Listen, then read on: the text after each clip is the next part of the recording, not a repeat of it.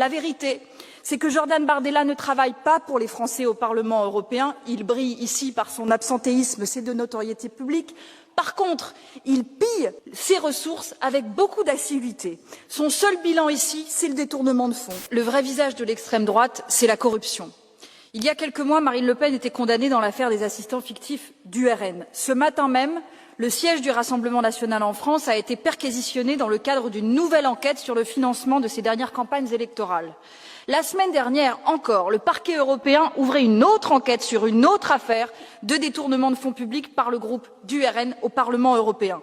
Dans cette nouvelle affaire, on apprend que le groupe du Rassemblement national aurait détourné pour 4,3 millions de fonds européens entre 2020 et 2024. Cette fois-ci, les fonds n'ont pas servi à financer des assistants fictifs, mais des associations liées au RN et des entreprises présidées par des proches de Marine Le Pen et de Jordan Bardella.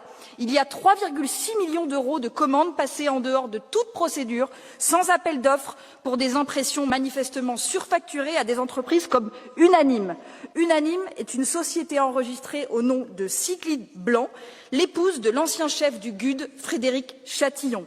Le rapport d'enquête dévoile que cette société aurait remporté un appel d'offres du RN en 2020 sans même avoir présenté officiellement de candidature. Et cette société Unanime, qui se présentait comme une société d'imprimerie, n'a en fait ni local, ni aucun matériel, ni aucun personnel. Elle sous-traitait entièrement la prestation d'imprimerie et empochait au passage une marge délirante de 260 000 €.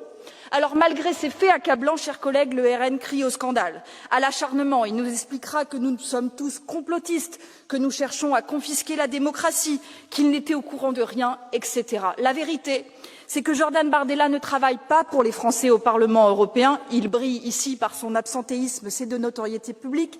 Par contre, il pille ses ressources avec beaucoup d'assiduité. Son seul bilan ici, c'est le détournement de fonds. Alors l'Europe ne peut plus fermer les yeux. Il ne suffit pas de réagir au scandale, il faut agir, prévenir, protéger. Et cela commence ici, dans ce Parlement, en refusant la complaisance avec les corrompus.